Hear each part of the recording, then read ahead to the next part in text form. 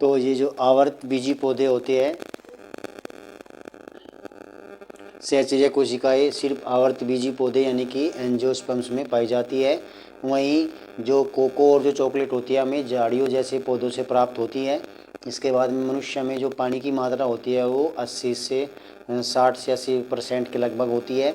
वहीं vitamin C की यदि हम बात कर लेते हैं तो सैल्सिफेरोल तो विटामिन डी का है, लेकिन विटामिन सी का क्या है, एस्कॉर्बिक एसिड होता है। ठीक है ना।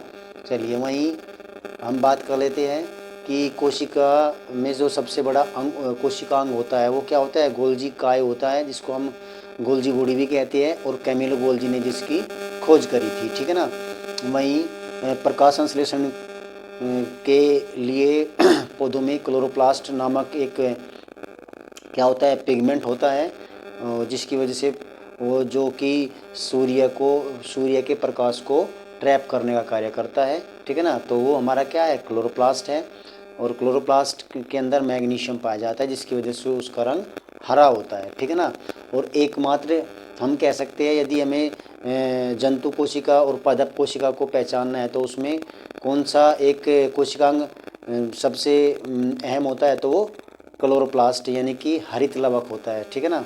इसके बाद में बात कर लेते हैं, चलिए, तितली की आँख किसके कारण रात में चमकती है, तो वो एक टैपिटक लूसीडम नामक एक क्या होता है, पदार्थ होता है, उसकी वजह से तितली की आँख रात में चमकती है। वहीं जुगनू की यदि मैं बात करूं, जो कि ग्लोवर्म होता है, उसके अंदर ल्यूसीफेरिन नामक एक पदार्थ होता है जो कि ऑक्सीजन के साथ में क्रिया करके क्या करता है, चमकता है। ठीक है ना। तो ये हम देखा हमने। इसके बाद में एंजाइम की गतिविधि किसके परिवर्तन से नियंत्रित हो सकती है, तो वो पीएच मान से परिवर्तित हो सकती है। और ये पीएच क्या है, एक प्रकार से एसिड और बेस को का मापने का एक स्केल है। ठीक है ना। यदि 7 से नीचे है तो वे सब के सब पदार्थ जिनका मान 7 से नीचे होता है तो वे सब के सब अम्ल होते हैं, और जिसका मान 7 प्लस होता है वे सब के सब बेस होते हैं।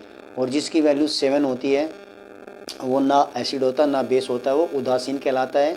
और उदासीन यदि की बात कर लेते हैं तो वो जो हम कह सकते हैं जो बारिश का पानी होता है वो शुद्ध होता है, और उसका पीएच वैल्यू 7 होता है। ठीक है ना। वहीं देख लेते हैं घास, सबसे लंबा घास कौन सा है, तो वो बांस को हम कहते हैं। इसके बाद में जो भारत में जंगली गधे पाए जाते हैं तो वो कच्छ में पाए जाते हैं, जो कि गुजरात के अंदर स्थित है। इसके बाद में जो ऊँट का जो कुबड़ होता है, उभरा हुआ भाग होता है, वो वसा में ऊतक का बना होता है। वहीं विटामिन ए प्रचुर मात्रा में गाजर में पाया जाता है, पालक में पाया जाता है, और विटामिन ए का जो रासायनिक नाम है वो रेटिनॉल है। ठीक है ना। जिसकी कमी से नाइट ब्लाइंडनेस हो जाता है। चलिए, इसके बाद में कौन सा रोग ब्लड ट्रांसफ्यूजन से कौन कौन से रोग जो ब्लड ट्रांसफ्यूजन से होते हैं यानी कि रक्तदान करने से होते हैं।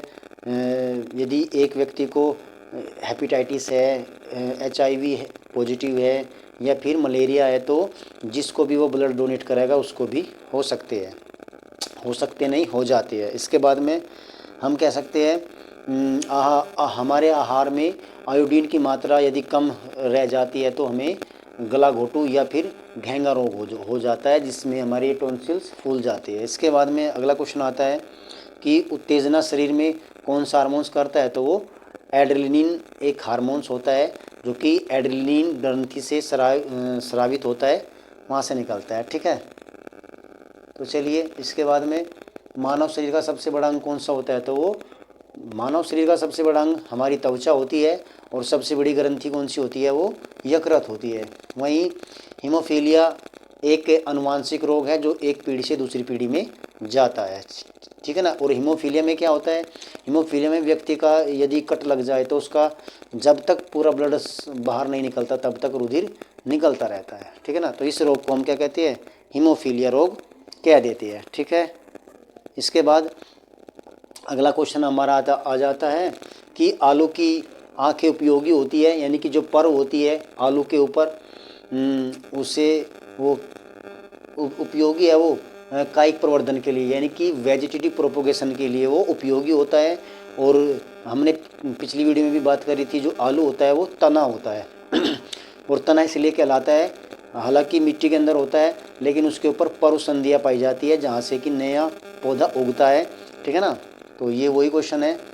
इसके बाद में पर्यावरण प्रदूषक की उपस्थिति को सामान्यतः ppm में व्यक्त किया जाता है, यानी कि जो प्रदूषण की मात्रा को मापा जाता है वो ppm से मापा जाता है। और इस ppm का जो फुल फॉर्म होती है पार्ट्स पर मिलियन होती है। वहीं हाइड्रोफोबिया जो रोग होता है उसको हम जो हाइड्रोफोबिया होता है वो कुत्ते के काटने से हो जाता है, जिसको हम रेबीज़ भी कहते हैं। इसमें व्यक्ति को क्या होता है, जिस व्यक्ति को रेबीज़ हो जाता है उसको पानी से डर लगता है, और इस पानी से डरने वाले रोग को ही हम हाइड्रोफोबिया कह देते हैं। वहीं पुरानी जो प्लेटलेट्स होती है और जो आरबीसीज होती है वो कहाँ नष्ट होती है, वो प्लिया में होती है। इसलिए इसको ग्रेयार्ड्स ऑफ आरबीसीज एंड प्लेटलेट्स भी कह देते हैं। वहीं सर्वप्रथम मनुष्य में वर्णांधता का वर्णन किसने किया, हेर्नर ने किया था। वहीं रक्त का थक्का जमाने में प्रोथ्रोम्बिन और थ्रोम्बिन नामक दो प्रोटीन होते हैं जो बड़े ही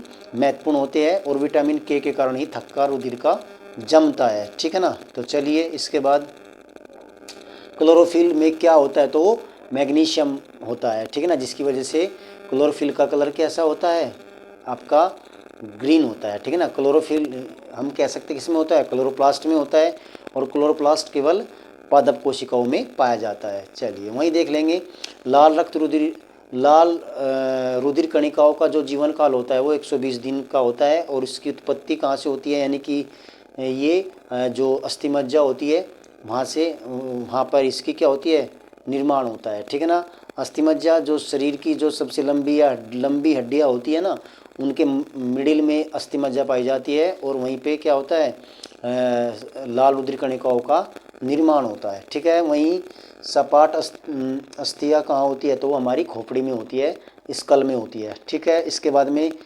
हीमोग्लोबिन में जो धातु पाई जाती है उसका नाम क्या है, आयरन है, हमने पहले भी बात करी थी। ठीक है ना, हीमोग्लोबिन जो कि रुधिर में पाया जाता है, जिसका कलर लाल होता है। लाल कलर हिम नामक पिगमेंट की वजह से इसका कलर लाल होता है, और हिम जो पिगमेंट होता है उसके अंदर जो धातु पाई जाती है वो आयरन पाई जाती है।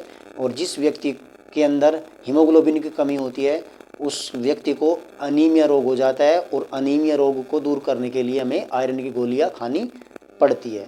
इसके बाद में बात कर लेते हैं व्यक्ति की जैविक मृत्यु कौन सी होती है। हमारी जो सेल्स, मस्तिष्क की जो सेल्स होती है, यदि वो मर जाती है तो इस मौत को हम क्या कहते हैं, जैविक मृत्यु कहते हैं। इसमें व्यक्ति कोमा में चला जाता है। वहीं चाय की पत्तियों में कोफीन नामक पदार्थ पाया जाता है, और वहीं जो तंबाकू की पत्तियाँ होती है उसमें निकोटिन नामक पदार्थ अधिक मात्रा में पाया जाता है। वहीं रक्तोत्पत्ति कहाँ होती है, अस्थिमज्जा में होती है, ये मैंने बता दिया आपको। इसके बाद में यदि मीठे पानी की एक स्वस्थ मछली को लवणीय पानी में छोड़ दिया जाए तो उसकी क्या हो जाती है, मृत्यु हो जाती है, क्योंकि जो लवणीय पानी होता है वो मछली के अंदर का सारा पानी खींच लेता है और मछली निर्जलीकृत हो जाती है। इसके बाद में प्राकृतिक कोलाइड पदार्थ कौन सा होता है, तो हमारा रक्त होता है। इसके बाद में रक्त में आरबीसी के बढ़ने से कौन सी स्थिति बन जाती है, तो पॉलीसाइथीमिया नामक एक रोग हो जाता है। ठीक है, इसके बाद में विटामिन की खोज किसने करी थी, तो विटामिन की खोज फंक ने करी थी। ठीक है ना, डिप्थीरिया रोग से ग्रस्त अंग कौन सा होता है, वो गला होता है। ठीक है, इसके बाद प्रकाश संश्लेषण के लिए इसकी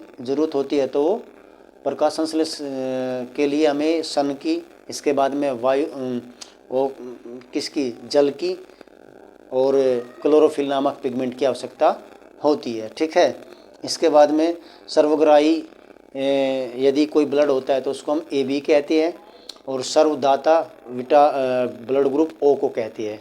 अब थोड़ा सा ब्लड ग्रुप के बारे में बात कर लेते हैं। कार्ल लैंडस्टेनर द्वारा ब्लड ग्रुप की खोज की गई। उन्होंने देखा 4 प्रकार के उन्होंने बताया कि ब्लड ग्रुप होते हैं, और ये ब्लड ग्रुप कुछ प्रोटीन के आधार पे उन्होंने बांटा, जिसमें ए प्रोटीन पाया गया, ए टाइप का प्रोटीन पाया गया, उसको ब्लड ग्रुप A कहा गया। और जिसके अंदर B प्रोटीन टाइप का प्रोटीन पाया गया उसको ब्लड ग्रुप B में रखा गया, और जिसके अंदर ये दोनों मिले उसको AB में रखा गया। और वहीं जिसके अंदर AB प्रोटीन टाइप का नहीं था उसको इन्होंने ब्लड ग्रुप O की संज्ञा दी, ठीक है ना। वहीं विनर्स द्वारा आरएच फैक्टर की खोज की गई और ब्लड ग्रुप को ए बी पॉजिटिव या फिर ओ पॉजिटिव, ओ नेगेटिव आदि आदि संज्ञा दी गई थी, ठीक है ना। तो ये हमारे 4 प्रकार के blood group Karl Landsteiner द्वारा दिए गए थे। वहीं सबसे बड़ी हम कह सकते हैं ग्रंथि की तो हमने बात कर ही ली। तो शरीर में सबसे छोटी जो ग्रंथि होती है उसको हम पिट्यूटरी ग्रंथि कहते हैं। बेसिकली हमारे मस्तिष्क में पाई जाती है और इसका क्या है, मास्टर ग्लैंड हम कह सकते हैं। हम मास्टर ग्लैंड किसे कहते हैं, बेसिकली मास्टर ग्लैंड हमारी पिट्यूटरी ग्रंथि होती है, जिसको कि हम, और मास्टर ग्लैंड किसे कहते हैं, वो हाइपोथैलेमस ग्रंथि को हम मास्टर ग्लैंड कहते हैं, ठीक है ना। इसके बाद आगे देख लेते हैं। अक्लदाड़ क्या होता है, एक वेस्टिगल ऑर्गन होता है हमारे शरीर में। जैसे शरीर पर बाल और हमारी अपेंडिक्स, ये कुछ वेस्टिगल ऑर्गन्स होते हैं जो कि बॉडी में पाए जाते हैं, जिन्हें हम अवशेषीय अंग भी कह देते हैं, ठीक है। चलिए देखते हैं इसके बाद में। मेंढक में जो किडनी पाई जाती है वो मध्यवक्रक पाया जाता है, यानी कि अर्धविकसित क्या होता है, किडनी होती है, ठीक है ना, वक्रक होती है। इसके बाद में हम कह सकते हैं कि मानव नेत्र में कौन सा लेंस होता है, तो वो उत्तल लेंस होता है। इसके बाद में चलिए, एनीमिया रोग होता है तो आयरन की कमी से होता है। वहीं प्रतिवर्ती क्रियाएं संचालित होती है वो मेरुरज्जु से संचालित होती है, स्पाइनल कॉर्ड से संचालित होती है। और यदि हम प्रतिवर्ती क्रिया की बात कर लेते हैं तो वे क्रियाएं जो कि मस्तिष्क से जिनका कोई कंट्रोल नहीं होता, ऐसी क्रियाओं को हम प्रतिवर्ती क्रिया कहती है। जैसे कि पलकों का झपकना और जो इंटरनल ऑर्गन है उनका वर्क करना, ये हमारे मस्तिष्क के कंट्रोल में नहीं होते और ये कंट्रोल होते हैं हमारे स्पाइनल कॉर्ड से। इसके बाद में विटामिन B6 की कमी से पुरुषों में रोग होता है आरक्ता, यानी कि खून की कमी हो जाती है। वहीं किडनी का जो भार होता है मनुष्य की वो 150 ग्राम होता है। वहीं दूध में जो प्रोटीन पाया जाता है उस प्रोटीन का नाम केसिन प्रोटीन होता है। और वहीं हमने बात करी थी पिछली वीडियो में, रेनिन नामक एंजाइम्स जो केसिन होता है उसको डाइजेस्ट करता है। चलिए, मनुष्य के शरीर में मनुष्य के जो उंगली होती है, उंगली जो एक अंग होता है उसमें सबसे ज़्यादा क्या पाई जाती है, हड्डियाँ पाई जाती है। वहीं विटामिन के रुधिर का थक्का जमाने में सहायता करता है और ये प्रोथ्रोम्बिन और थ्रोम्बिन नामक पदार्थ के साथ में मिलकर रुधिर का स्कंदन करता है। वहीं बात कर लेते हैं, जैव डीजल अधिकतर किसके द्वारा उत्पादित किया जाता है, तो वो यूवी फेविएसी नामक कुल के पौधों में किया जाता है। यानी कि पौधों को कुल में, जितने भी हमारे पौधे हैं पृथ्वी के ऊपर उनको कुल में बांटा गया है। जैसे लेग्यूमिनेसी एक कुल है, वैसे एक कुल का नाम क्या है, यूफेबिएसी एक कुल है, और उस कुल का एक पौधा है जैट्रोफा, ठीक है ना। तो जैट्रोफा द्वारा जैविक डीजल प्राप्त किया जाता है, ठीक है। इसके बाद में जो पादप होते हैं उसमें फ्लोएम द्वारा क्या कहते हैं हम, खाद का परिवहन होता है। वहीं जाइलम द्वारा जल का परिवहन होता है किसी भी पौधे के अंदर, ठीक है ना। इसके बाद में लैक्टोज दूध में मिलता है। वहीं पितरस यकृत से स्रावित होता है, आगे देखेंगे। इसके बाद में जो करक्यूमिक पदार्थ होता है वो हल्दी में पाया जाता है। हल्दी एक प्रकार का प्राकृतिक सूचक है, यानी कि अम्ल और क्षार को बताने वाला, और वहीं दर्द निवारक भी ये हल्दी हमारी होती है, ठीक है। इसके बाद में हृदय की धड़कन का नियंत्रण पेसमेकर द्वारा होता है। वहीं प्लेटलेट्स का मृत्यु होती है, कहाँ होती है, वो प्लिया में होती है। वहीं वह जीव जो कि वायु प्रदूषण को दर्शाता है तो वो क्या है, वो एक पौधा है लाइकेन। ये बड़ा ही विशिष्ट टाइप का एक पौधा होता है जिसमें ऊपर शैवाल होता है जो भोजन बनाता है, नीचे जड़ों में कवक होता है जो कि जल आदि का सोखता है। और इस दो पौधे, अलग अलग जातियों के पौधे के सहचर्य को हम क्या कहते हैं, लाइकेन कहते हैं। और लाइकेन द्वारा ही वायु प्रदूषण को हम पहचानते हैं। यदि कहीं लाइकेन हो और वो लाइकेन सूखना शुरू कर दे तो समझ लेना चाहिए वहाँ पर क्या है, वायु प्रदूषण है। चलिए, इसके बाद में बात करते हैं, मेनिंजाइटिस रोग किसको प्रभावित करता है, तो हमारे मस्तिष्क को प्रभावित करता है। वहीं पित्त होता है वो हरे पीले रंग का होता है और ये अक्षारीय द्रव होता है, ठीक है ना। वहीं मोहर लगाने के काम जो लाख होती है वो हमें कीट से प्राप्त होती है, जिसे हम लाख का कीट कहते हैं। इसके बाद में बात कर लेते हैं सबसे छोटी कोशिका। सबसे छोटी कोशिका माइकोप्लाज्म होती है, माइकोप्लाज्मा होती है। और वहीं सबसे बड़ी कोशिका की बात करें तो वो ओस्ट्रिच एग होती है। सबसे लंबी कोशिका की यदि हम बात करें तो वो न्यूरॉन्स होती है, तंत्रिका तंत्र होती है, तंत्रिका कोशिकाएं होती है। वहीं जिस बीमारी में रक्त के अंदर रुधिर की शर्करा की मात्रा बढ़ जाती है तो उस रोग को हम मधुमेह या डायबिटीज़ कह देते हैं। और इस मधुमेह के उपचार के लिए हमें इंसुलिन नामक हार्मोन्स लेना पड़ता है। और इंसुलिन हार्मोन्स कहाँ से निकल स्राव होता है, हमारी अग्नाशय से स्राव होता है। और अग्नाशय एक मिश्रित ग्रंथि कहलाती है, क्योंकि इसमें अंतःस्रावी ग्रंथियाँ भी होती है और बाह्यस्रावी ग्रंथियाँ भी होती है। अंतःस्रावी ग्रंथियाँ भी होती है जो हार्मोन्स निकालती है, और बाह्यस्रावी ग्रंथियाँ भी होती है जो कि एंजाइम्स का स्राव करती है, ठीक है ना। तो इसलिए हम अग्नाशय को मिश्रित ग्रंथि भी कह देते हैं। चलिए इसके बाद में बात कर लेते हैं किस शारीरिक प्रक्रम में थ्रोम्बिन का संबंध होता है, तो रक्त के जमाव में होता है। इसके बाद में बात कर लेते हैं कि पृथ्वी के अपमार्जक किसे कहते हैं, यानी कि जो पृथ्वी पर सड़ी गली चीज़ें होती है उनको मिट्टी में बदलने का कार्य यदि कोई करता है तो वो जो जीवाणु होते हैं, बैक्टीरिया होते हैं और जो कवक होते हैं, ठीक है ना, तो ये हमारे पृथ्वी के अपमार्जक कहलाते हैं। वहीं चलिए आगे बढ़ जाते हैं।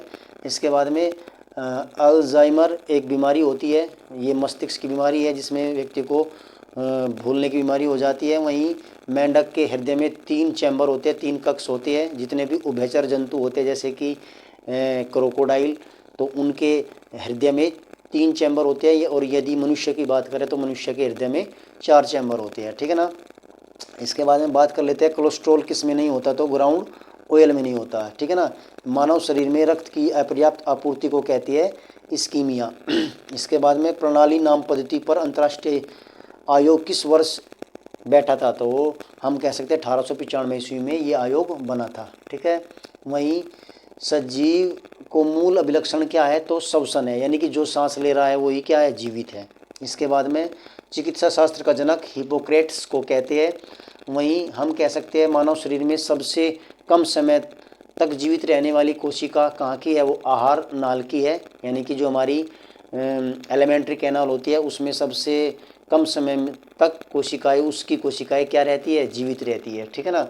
और सबसे कम डिवीज़न यदि किसी का होता है तो हमारे मस्तिष्क की जो सेल्स होती है उनमें सबसे कम डिवीज़न होता है। सबसे ज़्यादा डिवीज़न लीवर की, जो हमारा लीवर है, यकृत होता है, उसमें सबसे ज़्यादा क्या होता है, विभाजन होता है, कोशिका विभाजन, ठीक है ना।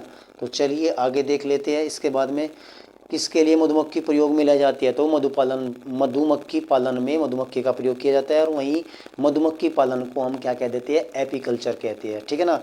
और यदि हम पीसी कल्चर की बात करें तो पीसी कल्चर में हम मछलियों का क्या करते हैं, पालन करते हैं, ठीक है। आगे बढ़ जाती है। प्रोटीन का पाचन कहाँ होता है, छोटी आंत में होता है, जो कि पेप्सिन द्वारा होता है। वहीं रोगजनक जीवाणु किससे मरते हैं, तो प्रतिजन से मर जाते हैं। वहीं इंसुलिन शरीर में कहाँ बनता है, तो अग्नाशय में बनता है।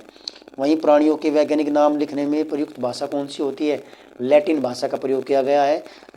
वैज्ञानिक जैसे कि मनुष्य का वैज्ञानिक नाम क्या है, होमो सैपियंस, उसमें उसकी जाति और उसके वंश को बताया जाता है। तो ये जो भाषा किसमें, होमो सैपियंस किसकी भाषा है, ये लैटिन भाषा है। वहीं मानव शरीर की मास्टर ग्रंथि किसे कहते हैं, पिट्यूटरी ग्रंथि को कहती है। और पिट्यूटरी ग्रंथि हमारे मस्तिष्क में होती है।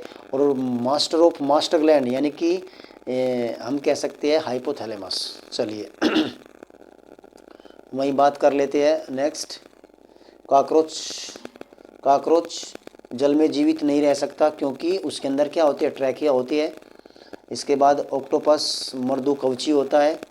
इसके बाद में हम कह सकते हैं किस फल के बीज बाहर की ओर लगते हैं, तो वो स्ट्रॉबेरी में लगते हैं। वहीं पौधों में जो जल का परिवहन होता है वो जाइलम द्वारा होता है, ठीक है। इसके बाद में हम कह सकते हैं HIV की जांच करने के लिए जो टेस्ट होता है उसका हम एलिसा टेस्ट कहते हैं। वहीं मनुष्य में क्रोमोसोम्स की संख्या कितनी होती है, 46 होती है, 23 जोड़े होते हैं। इसके बाद में हम कह सकते हैं पत्ती जैसी संरचना अग्नाशय की किस में होती है, वो काकरोच में होती है। वहीं कह सकते हैं कि मानव का सामान्य रक्त शुगर कितना होना चाहिए, वो हम कह सकते हैं 80 से 90 मिलीग्राम पर डेसीलीटर होना चाहिए। इसके बाद में गाजर का जो नारंगी रंग होता है वो कैरोटीन के कारण होता है, ठीक है ना।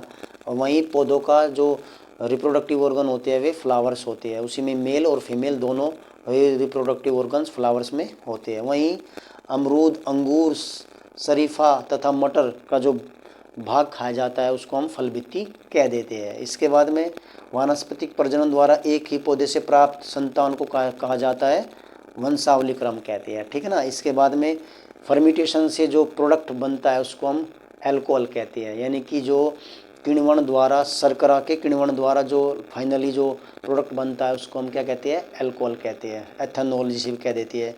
संसार का सबसे बड़ा जो पक्षी होता है वो शुतुरमुर्ग है। वहीं मानव गुर्दे में बनने वाली जो पथरी होती है उसको हम कैल्शियम ऑक्जिलेट कह देते हैं, ठीक है ना। हैजे के रोगाणु को खोज किसने करी थी, तो रॉबर्ट कोच द्वारा की गई थी। वहीं पुरुषों की नसबंदी को हम कहते हैं वेस्कोटोमी, ठीक है ना। वहीं हृदय की धड़कन को तेजित करने वाला जो हार्मोन्स है उसका नाम क्या है, हम कह सकते हैं थायरोक्सिन, वो हार्मोन्स है। और मनुष्य का शरीर में कुल छिद्र जो उपस्थित होते हैं वे उनकी संख्या कितनी होती है, 9 होती है। तो और इसमें हमारा सबसे पहला क्वेश्चन है हिपेरिन। ये जो पहला क्वेश्चन हमारा है, हिपेरिन नामक प्रोटीन का उत्पादन कहाँ होता है, तो ये मैं बता दूं ये तो लीवर में होता है, जो हमारा यकृत में होता है, यानी कि जो सबसे बड़ी बाह्यस्रावी ग्रंथि होती है, हम कह सकते हैं ह्यूमन बॉडी में सबसे बड़ी ग्रंथि का नाम क्या है, तो वो क्या है, यकृत होता है, लीवर होता है। वहीं हिपेरिन, यदि मैं प्रोटीन की बात करूं, ये हिपेरिन एक प्रोटीन होता है जो कि लीवर से निकलता है और हमारे ब्लड में जाता है। और इसका मुख्य कार्य क्या होता है, ये हमारे ब्लड को, हमारी जो आर्टरीज होती है, वेन्स होती है, उनमें जमने से रोकता है। तो इसका स्राव कहाँ से होता है, इसका सेक्रेशन कहाँ से होता है, तो वो लीवर से होता है, ठीक है ना। चलिए इसके बाद में अगला क्वेश्चन है हमारा, थाइमस ग्रंथि हार्मोन्स से कौन सा हार्मोन्स निकलता है, तो वो थायमोसिन हार्मोन्स निकलता है। ये थाइमस ग्रंथि कहाँ होती है, जो हाइपोथैलेमस ग्लैंड्स होती है उसी के पास में मैं कहता हूँ उसके साथ में एक ग्रंथि होती है, उसका नाम क्या है, उसका नाम है थाइमस। और मैंने बताया जो आपकी हाइपोथैलेमस होती है, यानी कि वो हमारे सर में होती है, ठीक है ना। इसके बाद में मास्टर ग्लैंड भी हम इसे कह सकते हैं, ठीक है ना। जो पिट्यूटरी ग्लैंड होती है उसको हम मास्टर ग्रंथि कहते हैं, लेकिन मास्टर ग्लैंड्स का यदि कोई है तो वो कौन सी है, हाइपोथैलेमस, ठीक है ना। तो चलिए दूध की शुद्धता को मापते हैं लैक्टोमीटर से, यानी कि जो हमारा दूध होता है वो शुद्ध है या नहीं है उसको मापने के लिए जो यंत्र होता है उसको लैक्टोमीटर कहते हैं। और जो हम कह सकते हैं उसके अंदर शर्करा होती है, दूध के अंदर वो लैक्टो शर्करा होती है। वहीं यदि एक दूध से दही बनाने वाला जो बैक्टीरिया होता है वो लैक्टोबैसिलस होता है, ठीक है ना। तो एक ही क्वेश्चन में 2-3 क्वेश्चन छिपे हुए थे, ठीक है ना। इसके बाद में हम कह सकते हैं जो एंजाइम्स की रचना होती है, यानी कि जो एंजाइम्स होते हैं या फिर हार्मोन्स होते हैं वो ये बने होते हैं अमीनो अम्लों से। बेसिकली अमीनो अम्ल क्या होते हैं, अमीनो अम्ल जो सूक्ष्म सिंपलेस्ट फॉर्म होती है वो प्रोटीन की होती है, ठीक है ना। तो हमारे शरीर में 2 टाइप के केमिकल स्राव होते हैं, एक तो एंजाइम्स और एक हार्मोन्स। एंजाइम्स हमारे कहाँ से निकलते हैं, जो बाह्यस्रावी ग्लैंड्स होती है वहाँ से निकलते हैं। वहीं हार्मोन्स हमारी जो इंटरनल ग्लैंड्स होती है वहाँ से उनका क्या होता है, स्राव होता है। तो कहने की पर्पज़ ये है कि जो एंजाइम्स होते हैं जो भोजन को पचाने में सहायता करते हैं वो भी एक प्रकार के क्या होते हैं, अमीनो एसिड होते हैं, ठीक है। चलिए आगे देख लेते हैं, विटामिन डी की कमी से जो रिकेट्स रोग होता है, ठीक है ना। तो बेसिकली वो जो रिकेट्स रोग होता है वो किससे संबंधित है, हमारी हड्डियों से संबंधित होता है, ठीक है ना। और विटामिन डी हमें फ्री ऑफ कॉस्ट कहाँ से मिलता है, सूरज से मिलता है, ठीक है ना, सन से प्राप्त होता है विटामिन डी। ओ का जो केमिकल नेम की हम बात करें तो इसका विटामिन डी का केमिकल नेम क्या है, कैल्सीफेरोल, ठीक है ना। तो ये कुछ चीज़ें आपने विटामिन डी के बारे में देखी, ठीक है ना। इसके बाद में वायरस द्वारा पैदा किया जाने वाला एक रोग का नाम क्या है, कॉमन कोल्ड, जिसे हम जुकाम भी कहते हैं, निमोनिया जिसे हम कहते हैं, ठीक है ना। वही कोरोना वायरस के सिम्टम जिसके अंदर वही थे, यानी कि वो भी क्या था, वायरस ही था। तो बेसिकली जो कॉमन कोल्ड होता है वो किससे होता है, वायरस से होता है, और वो भी एक क्या है, कम्युनिकेबल डिजीज़ है, ठीक है। चलिए इसके बाद में हम बात कर लेते हैं कि मनुष्य की जो ध्वनि का जो एक रेंज होती है, वो जो प्रास होता है वो 60 से 80 डेसिबल के बीच में होता है, ठीक है ना। 80 से हम कह सकते हैं 60 टू 80 डेसिबल का जो प्रास होता है वो किसका होता है, ह्यूमन की जो नॉर्मल सुनने की क्षमता होती है वो का रेंज होती है। इसके बाद में हम आगे देख लेते हैं, मूत्र के साथ यदि ग्लूकोज आने लग जाए, यानी कि जो यूरिन पास आउट करते हैं उसके साथ में यूरिन में हमारी ग्लूकोज की मात्रा आने लगे तो हमें मधुमेह रोग हो जाता है, जिसे हम क्या कहते हैं, डायबिटीज़ कहते हैं। और मधुमेह रोग को रोकथाम के लिए हमें इंसुलिन नामक हार्मोन्स देना पड़ता है, और जो इंसुलिन हार्मोन्स होता है वो कहाँ से निकलता है, अग्नाशय से निकलता है, ठीक है ना। तो चलिए आगे देख लेते हैं। इसके बाद में जो मधुमेह होता है,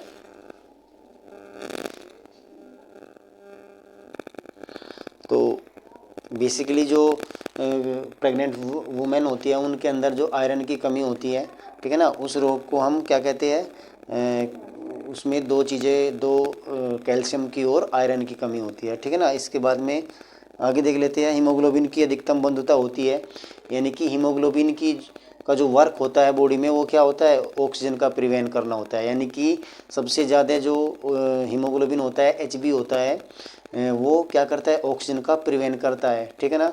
और हीमोग्लोबिन जो प्रोटीन, एक प्रकार का जो हम कह सकते हैं, ये जो पिगमेंट होता है, ये हिम नामक पिगमेंट इसके अंदर होता है, और उसी में क्या होता है, आयरन होता है, और आयरन की वजह से ही इसका कलर कैसा होता है, लाल होता है, ठीक है ना।